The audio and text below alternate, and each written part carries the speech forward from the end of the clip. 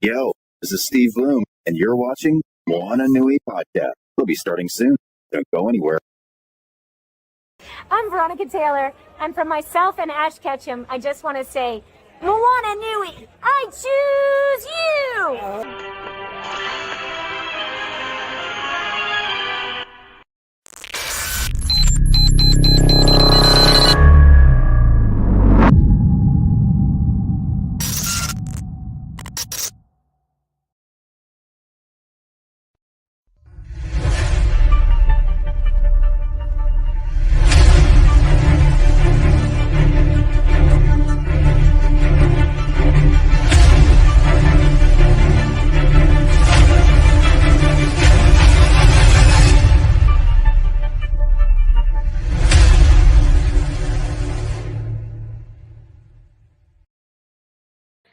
Aloha, everyone, and welcome to the Moana Nui Podcast.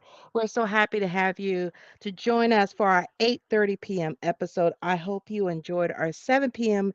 episode, which we had the opportunity to talk to the iconic Bill Farmer, who is best known as the official voice actor for Walt Disney's Goofy.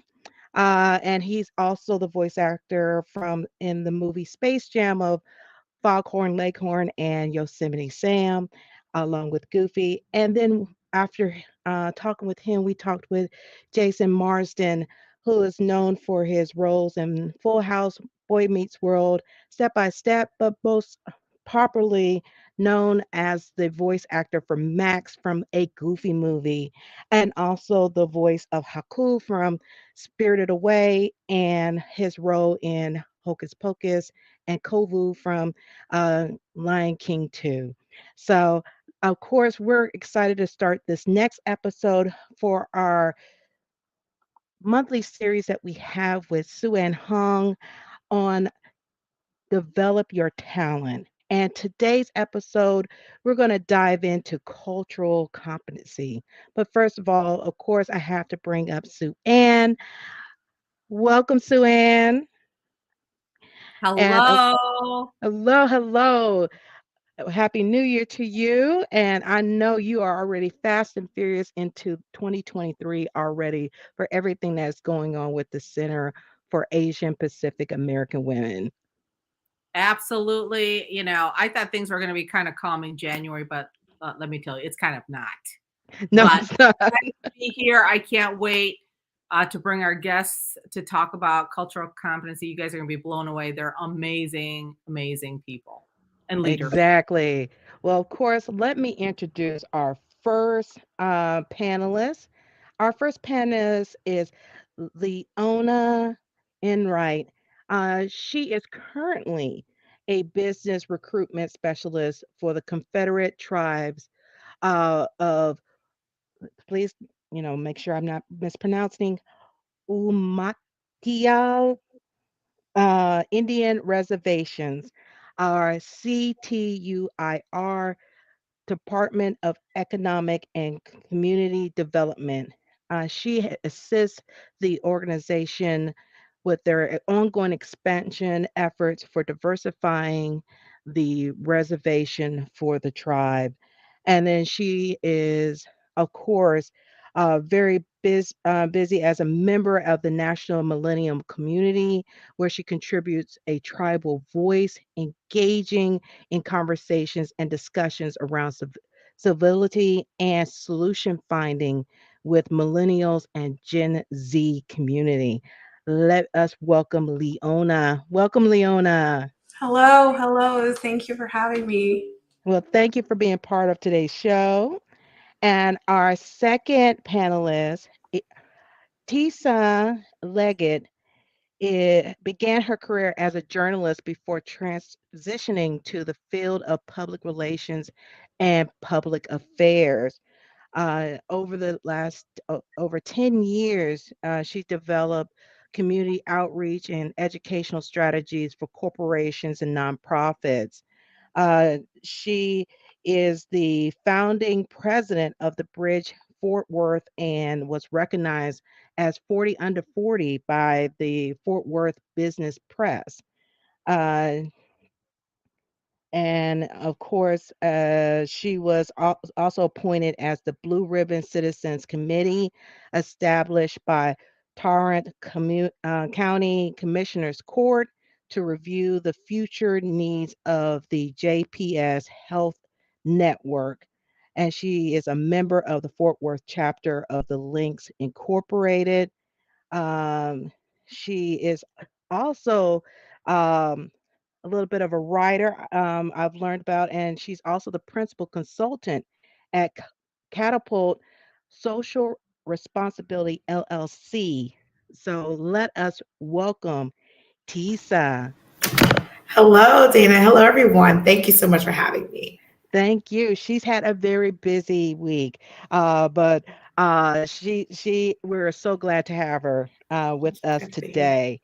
And last, but definitely, certainly not least, uh, I'm now going to introduce Shaima. Uh, she is a managing director of CAPAW. She manages the day-to-day operations in addition to long-term development of the organization. She has over a decade of experience working with nonprofit organizations, and she uses with her work experience with Asian America Lead, where she was responsible for creating and managing and evaluating youth development programming in the underserved youth in the DC metro area. She combines her love of travel and community service to build and run a youth learning immersion program with a network of nonprofits based in the Sacred Valley of Peru. So help me welcome Shaima. Thank you. Thank you. Wonderful to be here. Thank you. And with that, I'm going to hand it over to Sue Ann so we can dive into the conversation of cultural competency. Thank you so much, Dana. As always, I really appreciate partnering with Moana Nui. Incredible women, and I'm all about women advocacy. So I'm just saying. So welcome everybody. I have the honor of moderating tonight's panel, and I have to tell you, these three women are incredible. They're all over the country, by the way. We've got the East Coast, the West Coast, and the middle of the U.S. all covered right here. So let me start off by just kind of, for our purposes tonight, I want to define, when we talk about cultural competency, what do we mean by that? And so Webster says recognition of nuances of one's own and other cultures. Cultural competence is the ability of individuals to use academic, experiential, and interpersonal skills to increase their understanding and appreciation of cultural differences and similarities within, among, and between groups. So for the purposes of tonight, I wanted to frame that because we may have all different ideas about what cultural competency is. And I don't think it's a term that's been around for a long time. So with that, let me start with Leona first. By the way, she's in her current role for one more day.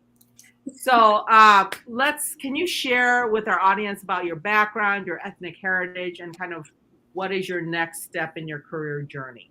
Yeah, most definitely. Nihkwalawit, Inishwanisha, Leona Enright, Ku Leona, or Ti Pum. I'm sorry, super nervous, but I'm excited to be here. My name is Leona Enright. I am an enrolled member of the Umatilla tribe, and I work for currently the Department of Economic Community Development as a business recruitment specialist with the Confederated Tribes of the Umatilla Indian Reservation. And I will be soon transitioning into a new role with the state of Oregon as the strategic director of the tribal initiatives in the Tribal Affairs Unit. So I'm super excited about that. And I'm so glad to be here. Thank you so much, Sue Ann, for the invite. Absolutely. And Leona is incredible, and we'll delve more into her background and just kind of her journey a little bit more. All right, next we'll have Shaima Ahmad go, who's the managing director of CAPAW. Yeah, thank you. Wonderful to be here. So, Shama Ahmed, and I'm with the Conference on Asian Pacific American Leadership. My background is I'm Pakistani American. So, I was raised in this country, but my parents immigrated from Pakistan, and I was here, I think, at the age of 3 months. So, I've pretty much lived my entire life here, but have my background deeply rooted in, the Pakistani heritage. Thank you so much. Tisa. Yes, Tisa Leggett. Again, thank you, Sue-Ann, for having us this evening to talk a little bit about cultural competency. My background is in journalism, public affairs, and helping to advocate for those that aren't or don't have the same experiences or the same opportunities as others.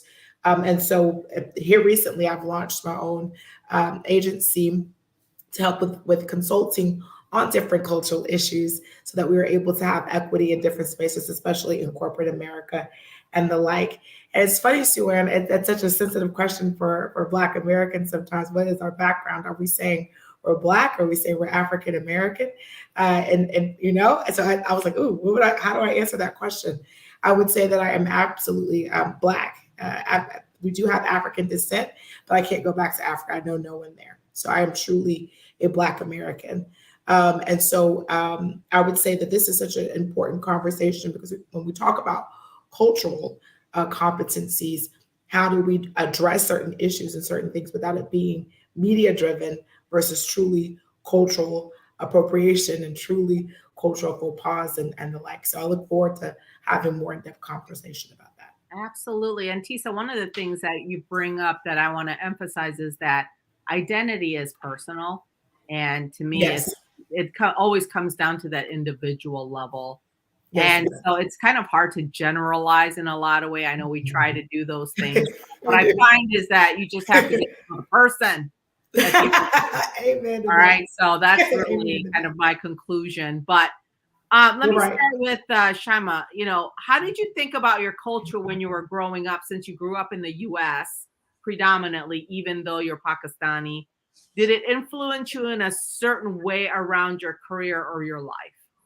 Oh, for sure. For sure. And so I think I had a very different experience growing up in this country. As an adult, when I look back at it, I now realize that my upbringing was very different. So I was raised by parents, and specifically my mother, who was super afraid of raising her children in America in a culture that she was not very familiar with and didn't really have her roots in.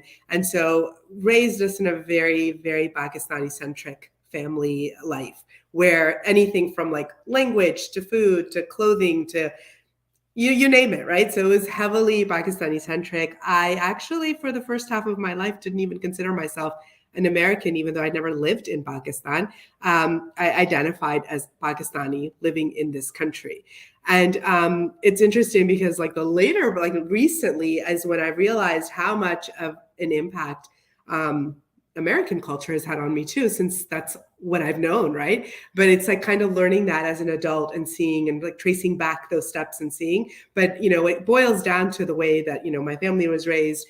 We weren't allowed to speak English at home because that was just, oh, we don't even know English. That was the response that I would get. So that's the way I was raised. So really learning about what it means to be Pakistani American came much later in my life. I would say maybe even when I was well into college and afterwards. And added to that was that I actually spent my undergrad 4 years in Beijing. So, as much, younger in my life, I'm still sort of navigating a whole new culture. And so that I probably also played into that role of culture and how that impacted my life and future career, where it just gave me such a this window and this peek into what it means to assimilate and learn about other cultures, and trying to incorporate that in my career going forward. So this is a perfect example of why you can't put people in a box, right? Because there are so many intersectionalities there. And so if you're forced to put a check mark, in a box, it's very difficult, right? Because you're trying to bring your whole self, all of your heritage. And so that's interesting. All right, Tisa, what about you? It's interesting. I think growing up, I'm from Texas, 100%, born, raised, stayed here throughout my entire life. My family migrated from Alabama. We have land still there. Our ancestry, as far as slavery is concerned, is very real and very tangible for us. So when on my dad's side of the family, has land and as more of agricultural based.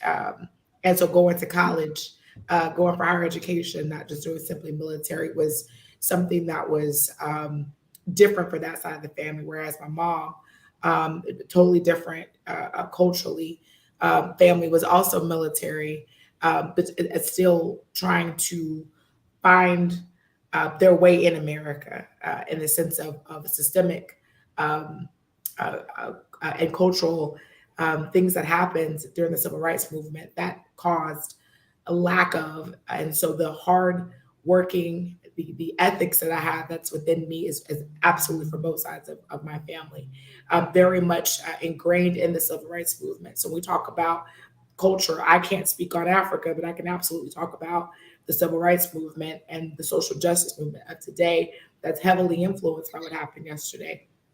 Being that my great grandmother, as we are coming off of MLK weekend, actually met Dr. King in church. She was the lead organizer in their church in Florida, where some of the Jim Crow laws to this day still are preventing young people or people who are marginalized from being successful from way back in the 50s and 60s.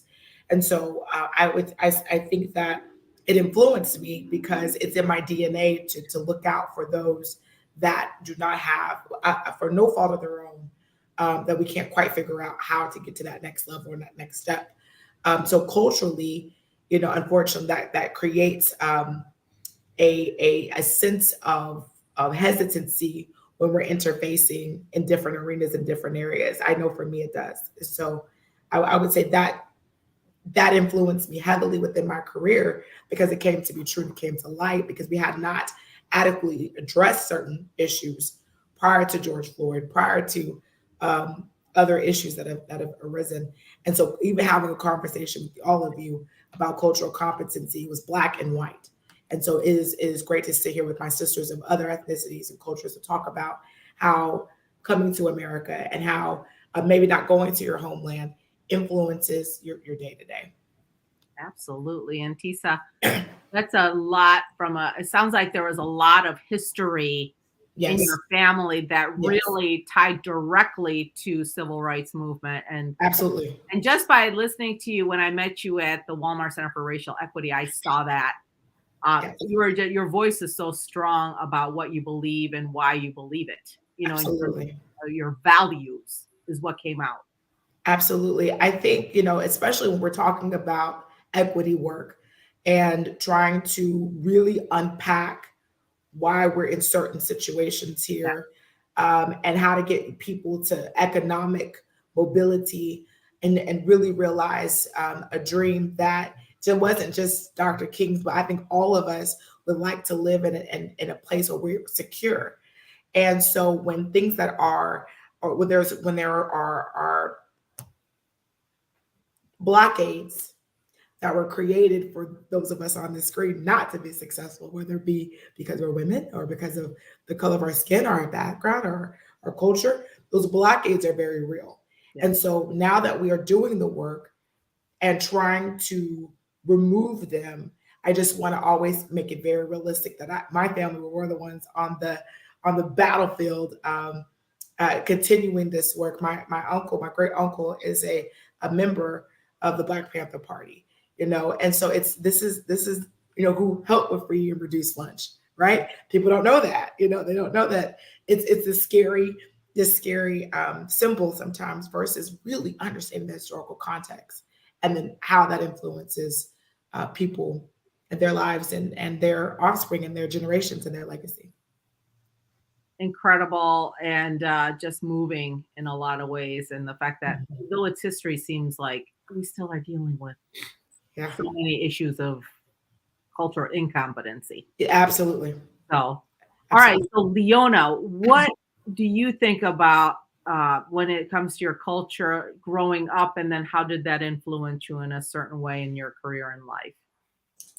Yeah, good question. Thank you so much. I forgot to mention that I am Latina as well. So my mother is enrolled Yakima member, and my dad came from Zacatecas, Mexico. So I oftentimes don't think of myself as first gen, but essentially I am. My dad is from Mexico. He came here, and I'm a first gen Latina. But I think, you know, in my youth, I was really torn, right? So I have two identities that are similar but not similar.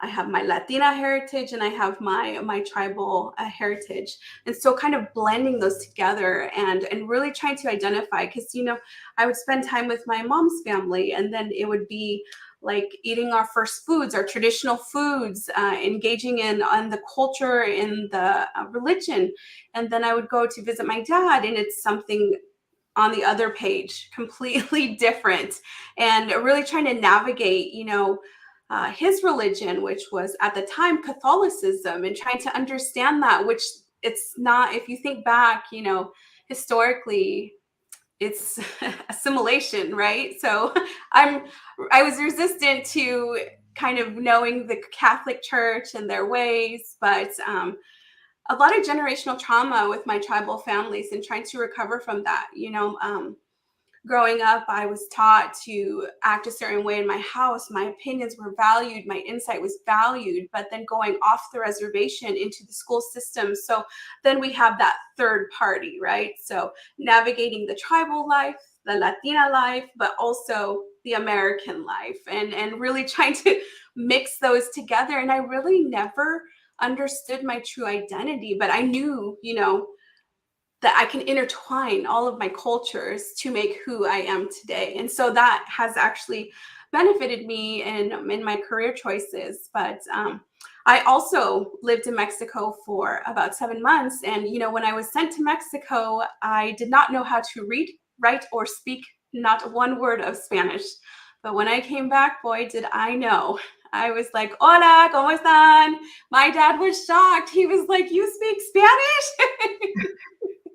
But you know, with the Spanish, being bilingual going into my career, it really helped me in outside of the reservation and the hospital settings, and being able to translate and help the Latino population. And I worked in the medical field, so it was very beneficial. But yeah, that is kind of my youth and my career.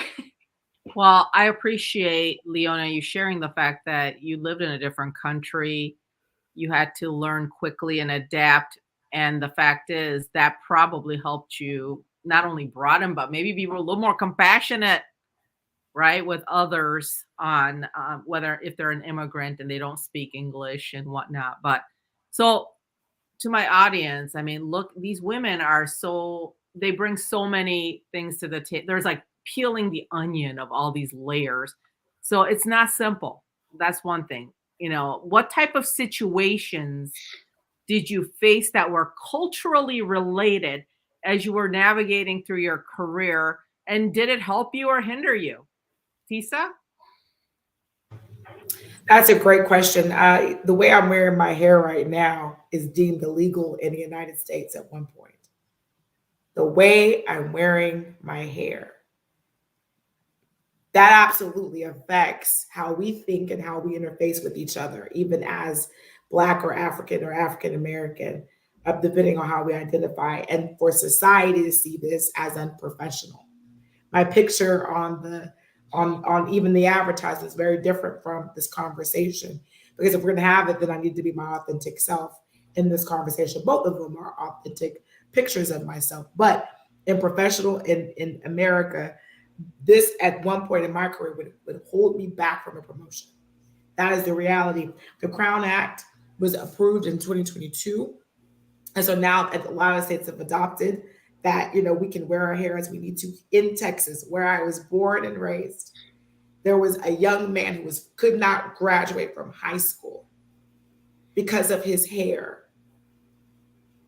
And I just want to sit in that for a second, because that absolutely influenced not only how I was, how we think of ourselves today, but even as young children, as a child. And so how the world sees him, a Black man, and his hair wasn't good enough. His grades were great, but his physical attribute that represents our culture, dreads, braids, that are very deeply enrooted in who we are, was deemed as unprofessional, wasn't good enough. And that resonates within our DNA. So I would say, absolutely. I remember when President Obama was elected, and I was at work, and I was working in the oil and gas industry. And of course, that the first Black, or he is to me African American, truly African American president that was elected. And it was such an amazing moment, of course, highly emotional, but I work in an all white male environment for the most part, and or majority white male environment, I should say. And I remember going to a refrigerator to get some cream for my coffee. And down to get the cream, my colleagues came in, and one of my colleagues said, "We should just hang him. He should just be hung. He won't get anything approved, won't get anything passed. We're on public policy." I popped up and I said, "There's a woman of color in the room." I didn't say Black, I just said woman of color. And my boss was in the room, and he says, "Well, when did you become a woman of color?" You're always a proud Black woman. I said, "When folks start talking about hanging somebody, I'm just going to say woman of color. I don't want to be associated with that in this moment at all." And I was 27 years old, 28 years old when that occurred. And I just want to reiterate that we wear this every day. I think the worst thing we can do is shy away from it. So when people talk about code switching, that's to protect us. It wasn't to hinder anybody from being whom they are. And we talk about cultural competencies, we talk about the education of people of color. I love the fact we're discussing this, but how I felt as someone who's at work, and regardless of whether I voted for him or not, is not the issue. He and I come from the same lineage, and the term that you use could be used for me. And so it was very off-putting. And I never wore my hair in braids. Never, not once I wore my hair in braids. I always wore my hair flat ironed, pressed, relaxed. To relax my hair is a painful process. It burns our scalp. We don't talk about it often. People say, if we do it right, it won't hurt. It does hurt. I've done it a million times. It's uncomfortable. So that I could go to work and be accepted and look the part, whatever that meant. And so I would say how it influenced me in my life. I don't know if it's good or bad. That's the scary part. When we're mentoring young girls or we're mentoring boys, and I tell them, don't wear braids to work if you want to get ahead.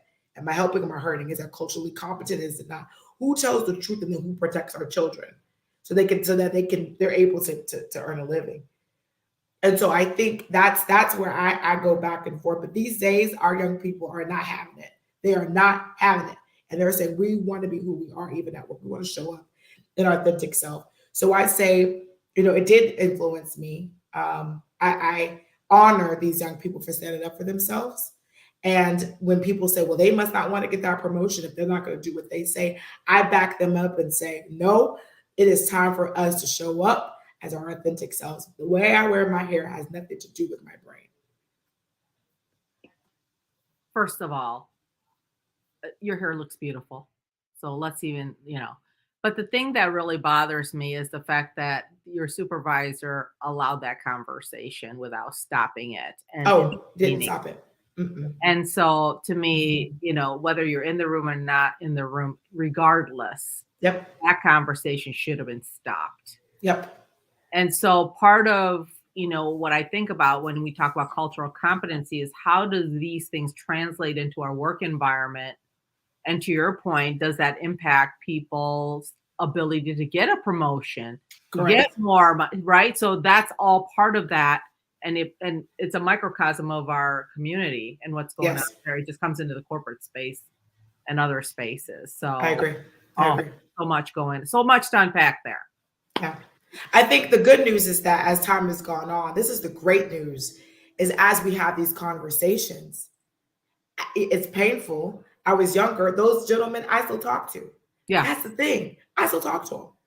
And not in the sense of they're not my friends necessarily, but even the one who made the comment, apologized, now is doing great things with his life. It's an education and an awareness. Yes. And so when we are talking about, improvement in these spaces, as I look at my sisters on the screen, it's like, okay, how can I do better also?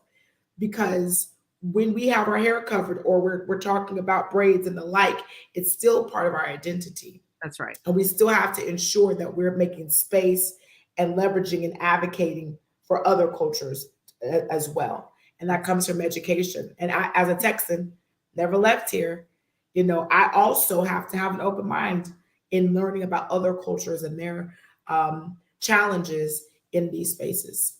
Absolutely. Absolutely. Leona, what are your thoughts around situations that you face that were culturally related and navigating that through your career?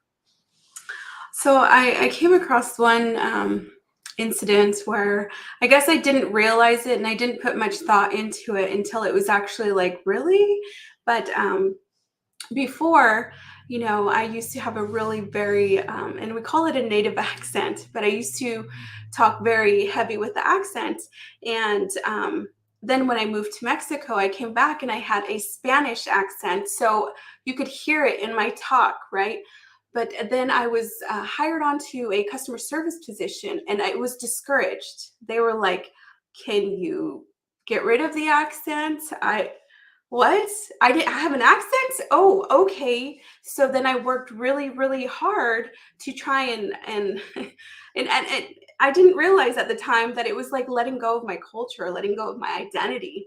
But it was brought to my attention from a college teacher. She was like, I explained to her that, like being more articulate with my wording and my speech and that was a goal of mine.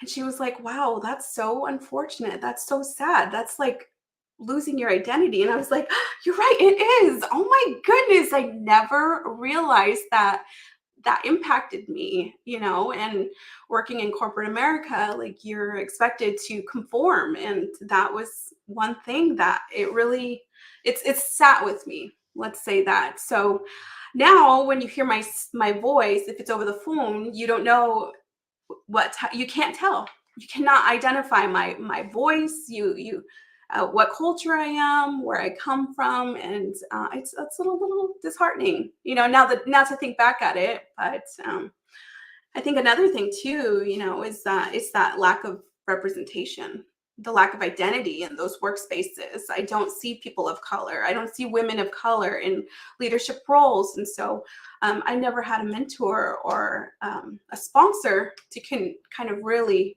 help me navigate through that in my career. Oh, Leona, there was so much there going on. So let me share Women in the Workplace 2022 report that McKinsey and Leland did that came out the end of this past September. 1 in 4 women in C-suite, 1 in 20 women of color in C-suite, 1 in 50 Asian American women in C-suite. And you know what? None of that is enough. And the bottom line is we have a long way to go, but we need people to support our women to get to where they need to be. And it is not always just about talent. It is not. Let me make that clear. You can be just as talented, but all the biases, right, that come along with that. But those are the stats. And so to your point, Leona, we've got to figure out ways to support our women and so that they succeed. And stereotypes and all these things, that can't be the reason why we don't. Yeah. So Shaima, what about you? Yeah, I mean, I think that another thing that comes to mind is also the way, your upbringing and like the values that you've been taught during that time, how sometimes those, you don't even recognize that. So, referring like to the Asian model of respect and respecting authority specifically is something that's so innate within like the values that your parents teach within specifically the Asian community. And I think that does in a way hinder. I mean, although I'm kind of like in the middle there because I do see the value of that and I recognize it, especially as a mother of 3 now. And I, when I see the way my children are being raised in this country, and how different, it shows up in them. But I would definitely say that in the workplace, not until well into my adulthood did I really realize how much of an impact that has in the way I carry myself, in meetings with supervisors, speaking my truth, bringing my, being heard. And it wasn't until one of a manager, like a mentor that I still consider a mentor, really, had a heart to heart with me and said that, there's so much more that you are able to bring to the table. And I recognize that in you, but so there's something keeping you back. What is that? And so really working on building those leadership skills and seeing that, there's ways to present yourself. There's ways to speak your truth. There's ways to question and push back within those, realms of respect that's so ingrained within some of our values, specifically in the Asian community. So that's something that definitely also is something that I continue to work on. And definitely are called out by my own kids now as an adult. They're like, wow, what are you afraid of? I'm like, oh my goodness, check myself. Don't you love it when they mirror back things and you're like, really? Yes. Yeah. So one of the things you're making me think about is the messaging that I received, when I was younger, which is, don't talk back to your elders. And I'm telling you, I struggled with that when I came into corporate America, and when a vice president would walk into a room and I'd be like frozen. I couldn't say anything. I didn't feel like, oh my God, what do I have to contribute? Like all of those things. So that even today, and you can probably share if that's true also with the students that come to CAPAW. Would you say that some of that still happens with their messaging that they're receiving culturally about how they should behave? Oh, for sure. You recognize that. And it's actually part of our training that we work with them in their leadership development is specifically oriented towards that, recognizing that that's where they're coming from. And it's something that is not going to serve them well unless they know how to balance it. Absolutely. So let me ask you this. We've talked a lot about how, there are opportunities for others to be more culturally competent, and what are some of the things that we seek understanding on. But what about you? How do you stay culturally competent? Do you have examples of that? And I'll kind of open the floor on that one. Do you have situations where you've had to be culturally competent and you had to really make some effort? Yes, I would say so. I think for me, number one, working in second chance hiring, second chance work, it's more complex than I'd given it thought, because all of these issues that we're talking about of people who are maybe not have had a run-in with the justice system, but those that have had that, so that's one strike, and then having to deal with the cultural aspects as well. I've had to help people understand where these individuals are coming from. And it could be of any ethnicity. And then also myself, I've had to understand where they're coming from. And so I think the way to do that is to ask questions and to read on our own. Google is our friend. I think we're in a different space and time. I think it is up to us to take advantage of asking trusted advisors the right questions. I have 2 new friends now, right? So if I have a question, I feel like, I could go and I can ask or look it up. But it is absolutely important to do our own work. Absolutely. Yeah, I mean, I can add into something that's top of mind for me recently is that I work with a lot of hiring managers, specifically in the federal government. And we live in a very competitive world where, all of your applications and your hiring practices are based on GPAs and resumes and test scores and all of that. And, that kind of puts you on a pedestal, or, really shines light on who you are.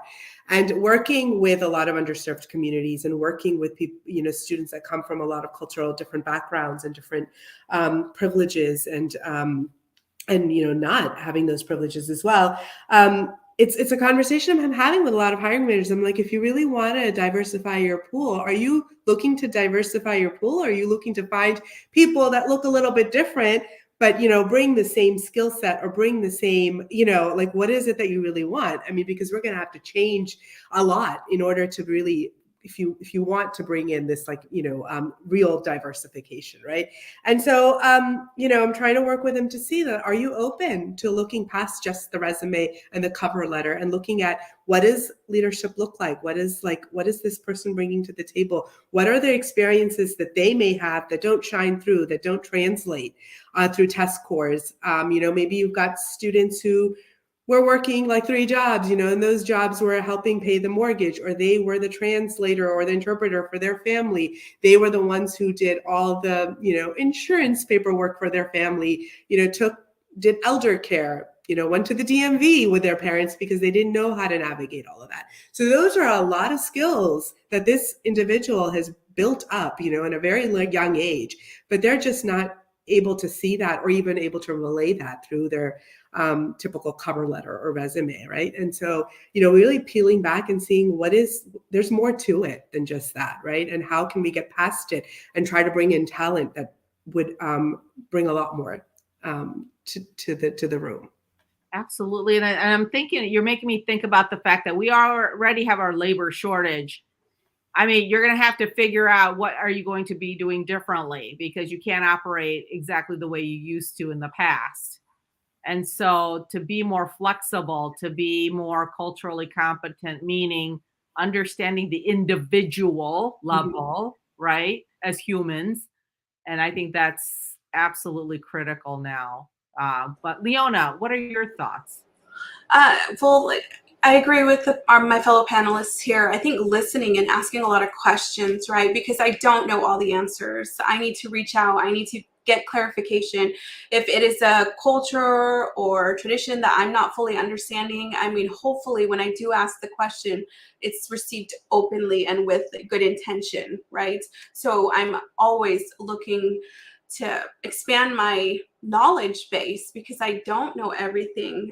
It kind of reminds me of like in our workplace when we hire, so I work for a tribal government, but when we do onboard new individuals, we have what we call tribal acclimation process that is actually part of the orientation, which is great because a lot of individuals don't understand our tribal communities or our processes, and it's okay if you don't understand. Okay, well, we'll help you, let you into our teepee, our village, what you want to call it, but it's a process of like understanding our Treaty of 1855. It's a process of going to our cultural museums, Umatilla Cultural Institute, and learning the background of our tribal community, our customs, our traditions, our cultures. But it really is a learning experience, and I just love to listen. I'm kind of the person that sits in the corner and waits to, I listen to everything and then wait to ask questions.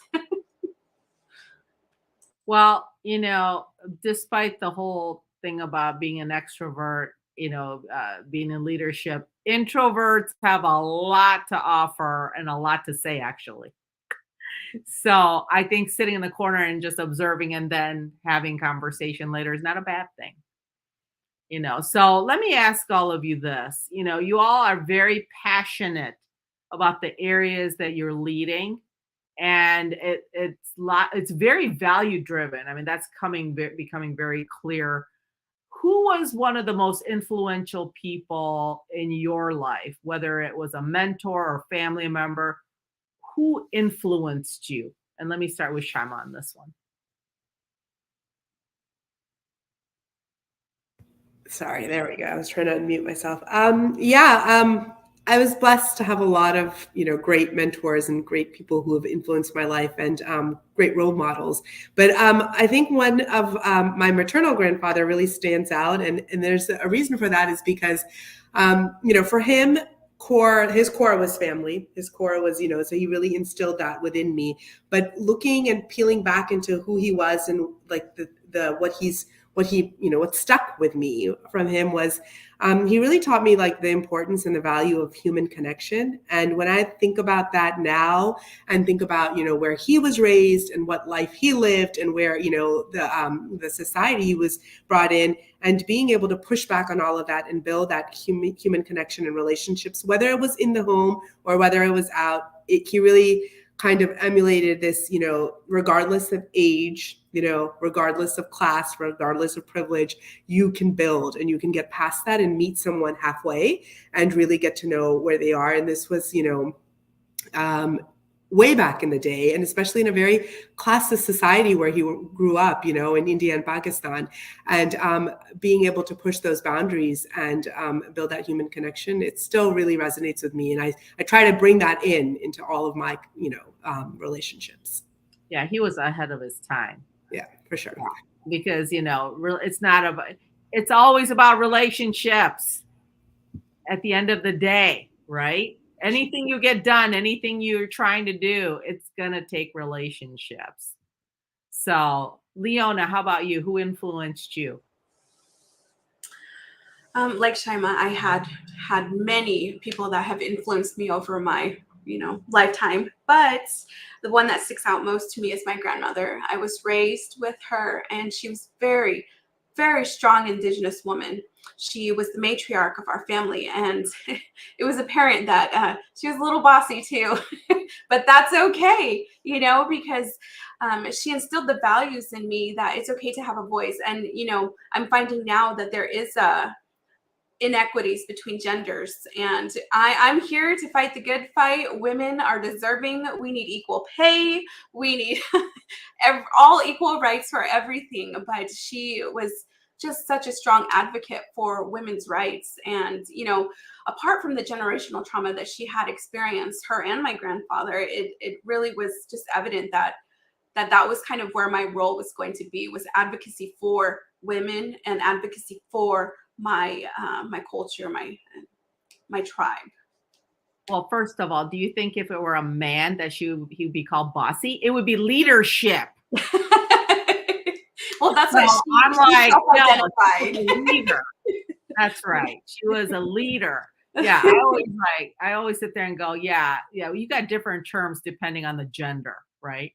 Of how these characteristics come out. I'm going to call it leadership. Thank you very much. Tisa, how about you? Who was the most influential for you? I would say the same. I have a strong village, but because I only got 2 minutes on this question, I'm going to also say, like Shima, that my maternal grandfather, as well, he was able to break a cycle himself, and was a leader in the sense that he went to the military and received formal education. He was the first, so I still look to him. I'm very blessed to still have him with us to this day. And so I would say not only himself, but also his brother, who it's in my DNA. And so I say that they're influential because I look at them and I talk to them and I see myself. And so, when something's not aligned or I feel off, he absolutely confirms this is by design. That I dealt with this too. And, he's in his mid 80s, and he made a point that I'd have known how to live through wars and a pandemic, and then to see the equity, the movements that have been made. Yeah. I want to kind of give us on a high note and make sure I'm not like doom and gloom, that there is so much more to be done, but we've come such a long way. As Virginia Slims, the cigarettes used to say, you've come a long way, baby. So we've come a long way. There's still so much more room for us to go. But he reminds me of that, to keep positive and keep going at it, because it was never easy. Yeah. And I love the fact that they're encouraging, although realistic, but encouraging, right? So with that, Tisa, give us an example of, when was a challenging time in your career that you can share with the audience, and, Sure. How did you overcome that particular challenge? Well, I'll be very transparent. I was deemed, I've had an opportunity to be the first person of color, woman of color, Black person to have a vice president's role here in this region in Texas. And that was extremely stressful. I cannot stress that enough. The pressure that was on me from myself culturally, and then from the fact I was peddled, if you will. She's the first, right? And I don't think we do a good enough job checking on those first. We see these women, these roles. Is anybody checking on them to see how they're doing? Because you're having to overperform. I'm saying longer hours. There's more expectation, and there's still those biases. There's still those comments that are made. I had junior members of the team that would rather not report to me. I'm not saying it's because I'm a woman of color. Maybe that's the reason why. Or is it because I'm actually asking to turn this in on time? And it's coming from me instead of the person you're used to. I don't know. But what I can say is it was not an easy transition. And we've got to be very careful in how we're positioning our women, regardless, when they're the first. And how I overcame that is to take that pressure off of myself. I realized I am here to do a job and I'm going to do it the best of my ability. I, as a woman, and as a Black woman, had to say, I can't take on the world. I'm not Coretta Scott King. I'm not Dr. King. I'm not, these incredible women. I am Tisa Leggett, and Tisa's got to do the best that she can, and that's good enough. And I think that was my own mental battle that I had, and so I want to put that encouragement out there. Just do the best that you can. And by the way, again, my reframing is more than enough. Yes, you're more than enough. More than enough. That's yes. right. Declare that. All right, Leona, your thoughts. I feel for me, the types of career challenges that I had was at one point going to school full time and having to support a family at home. I am an unconventional college student, or I was an unconventional college student.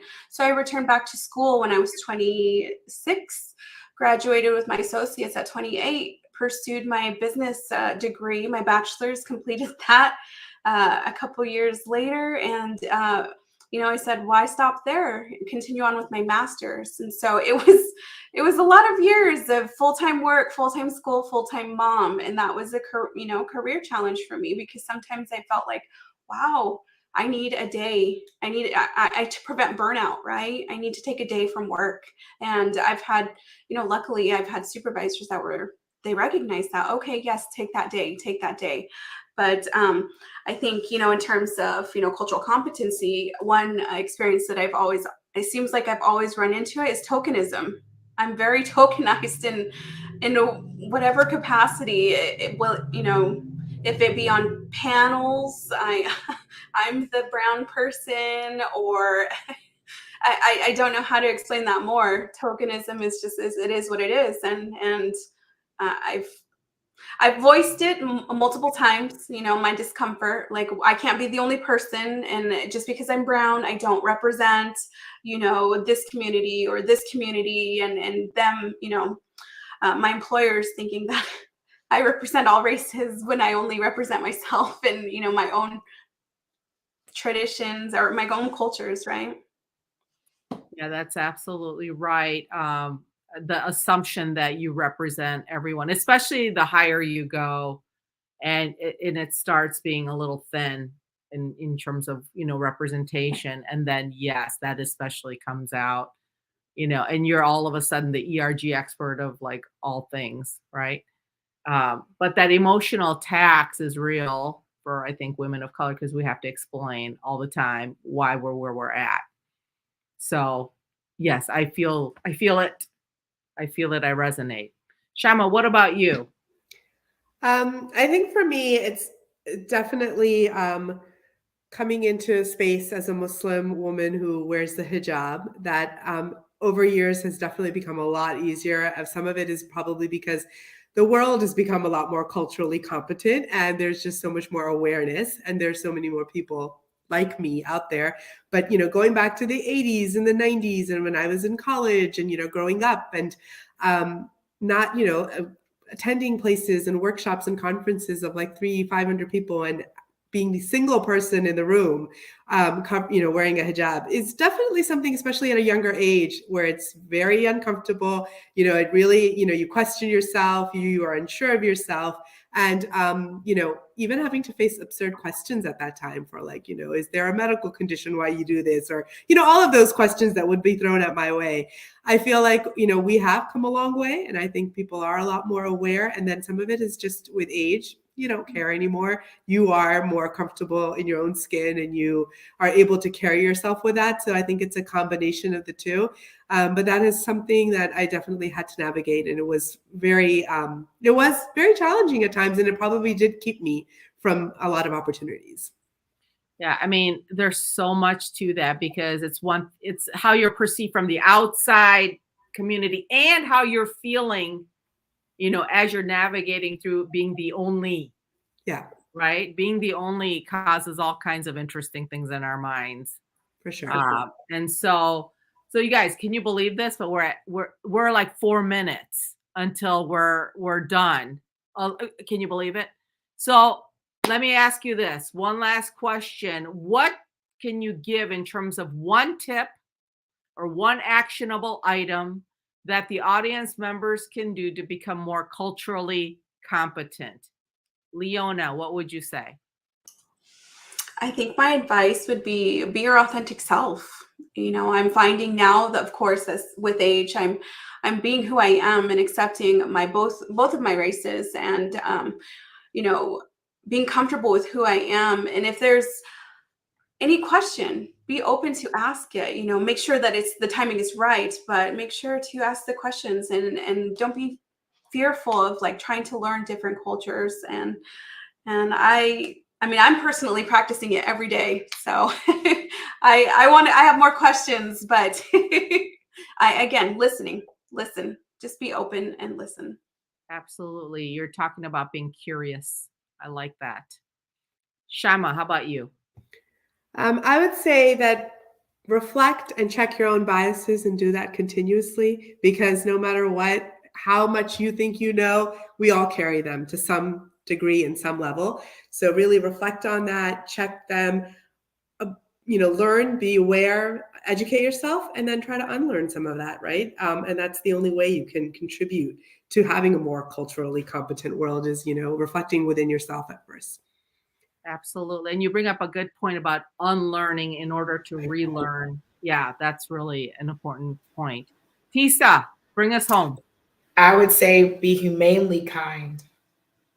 By that, I mean, even for asking questions, use humanity in the question. Google the stuff first and then go ask the question. Do the work, unlearn the biases. I think that was perfect. But be humane and treat others as the way you'd want to be treated. Yeah, that's awesome. And I'm going to say give grace to yourself if you make a mistake, or if maybe you don't say everything right. It's okay. That it's a learning process. So that's what I would say. So with that, thank you to my amazing panelists. What a wonderful, wonderful conversation. Thank you so much. And Dana, I'm going to turn it back over to you. Awesome. Another great conversation. One thing me and Moana always says is Sue Ann brings the hitters to her panel. Y'all, it's never anybody that is doing the bare minimum. So I would love to thank all three of our panelists for being and taking some time out of your busy schedules to be part of this conversation this evening. And thank all the viewers that are watching in, and those that are watching this on the replay on YouTube, that you get to watch this. So if anyone think they need to hear this conversation, share the YouTube link with them so they can go watch it, and kind of hear all these nuggets that this panel brought to the plate. So, of course, everyone, I thank you everyone for tuning in. Definitely tune in next Thursday at 7 p.m. Partnered with MomoCon. We have Kari Payton, best known as King Ezekiel from Walking Dead, and also his role as Cyborg from um, uh, Teen Titans. And then we also have Greg Sipes, also known for his role of the voice actor for Michelangelo from Teenage Mutant Ninja Turtles and Beast Boy from Teen Titans. They'll be with us at 7 p.m. Eastern, and at 8:30 we have a phenomenal powerhouse woman, Michelle Manu. She is internationally known for her accomplishment of being a 10th degree black belt. She is the only woman given the designation of Knight Commander of the Royal Order of Kamehameha the First in Hawaii. And she continues to teach people about the promoting, protecting the Hawaiian culture through Ruha. So she will be joining us, talking about her being a fight coordinator for movies and television series and so much more. So, and about her being in the Martial Arts Hall of Fame. So she's going to be with us at 8:30 next Thursday. So definitely tune in if you are a martial arts or a cultural, love to learn about more cultures and the beauty of cultures. Definitely tune in for us at 8:30 next week. But once again, everyone, thank you for tuning in. And once again, have a great evening. And thank you. And we'll see you next Thursday. Bye, everyone.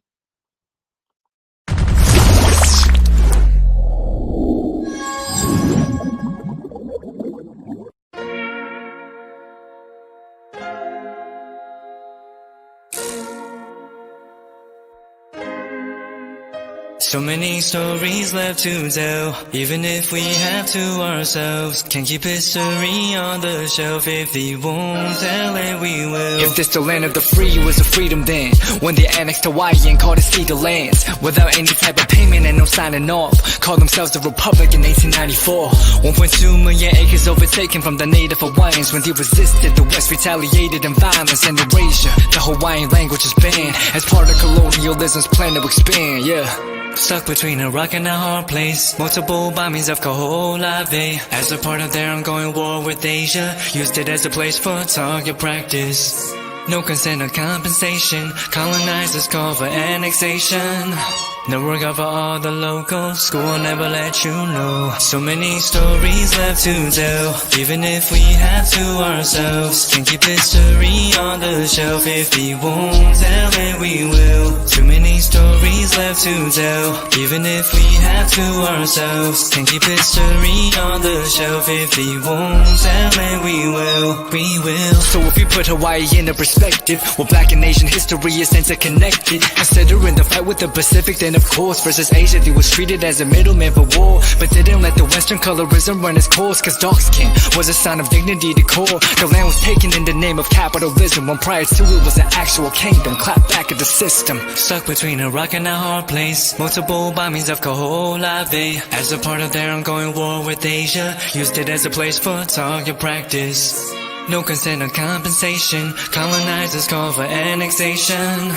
No work out for all the locals. School will never let you know. So many stories left to tell, even if we have to ourselves. Can't keep history on the shelf. If we won't tell it, we will. Too many stories left to tell, even if we have to ourselves. Can't keep history on the shelf. If we won't tell it, we will. So many stories left to tell, even if we have to ourselves. Can't keep history on the shelf. If we won't tell it, we will. Too many stories left to tell, even if we have to ourselves. Can't keep history on the shelf. If we won't tell it, we will. We will.